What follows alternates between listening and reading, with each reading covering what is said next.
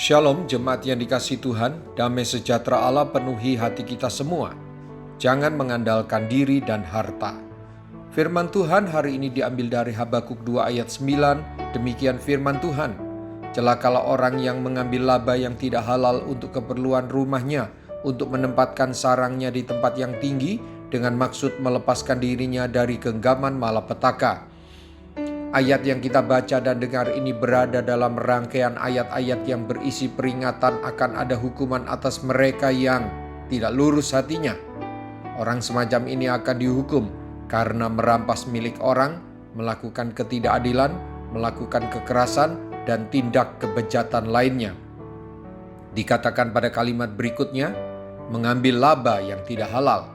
Di sini bukan saja tentang tindakan nyata merugikan orang lain dan memperkaya diri dengan cara yang tidak halal, melainkan juga kecenderungan jiwa, cara berpikir yang merupakan sumber kejahatan itu. Disinggung juga tentang menempatkan sarangnya di tempat yang tinggi. Raja Wali dan burung Nasar membuat sarang mereka di atas tebing batu terjal yang tinggi agar tidak dapat dicapai siapapun. Orang yang berharap untuk mendapat keamanan, kebahagiaan, dan kedamaian melalui penumpukan kekuasaan dan harta benda secara tidak jujur, berarti dia sedang berusaha menempatkan sarangnya di tempat yang tinggi. Sebaliknya, orang yang berjiwa bersih menjadikan Tuhan adalah tempat kediaman orang-orang percaya secara turun-temurun. Bapak, Ibu, Saudara-saudari, Tuhan adalah pribadi yang penuh kasih tetapi juga tegas. Sekali-kali Ia tidak akan pernah membebaskan seseorang yang berjiwa kotor dari hukuman jika tidak bertobat.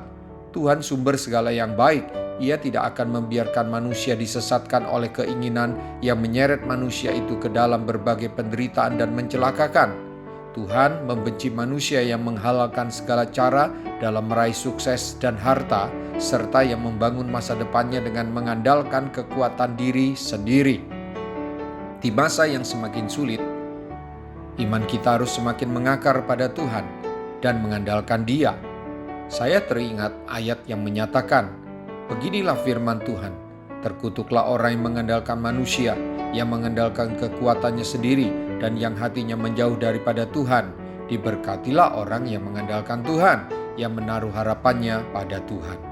Perbaiki segera orientasi kita, jangan pada harta dan diri sendiri, dengan menghalalkan segala cara, tapi arahkan diri pada hal yang bernilai kekal dan pada Tuhan. Mari kita berdoa.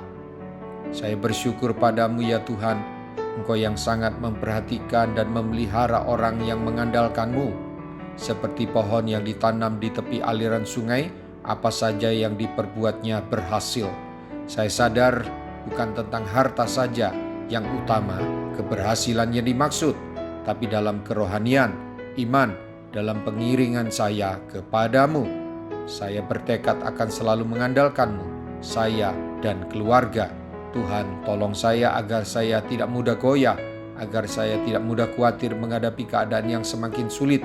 Saya mau terus bertumbuh dalam iman saya kepadamu, agar saya tidak mencintai dunia ini. Dalam nama Tuhan Yesus, haleluya, amin. Sampai jumpa besok dengan suara gembala, firman Allah yang hidup. Tuhan Yesus memberkati.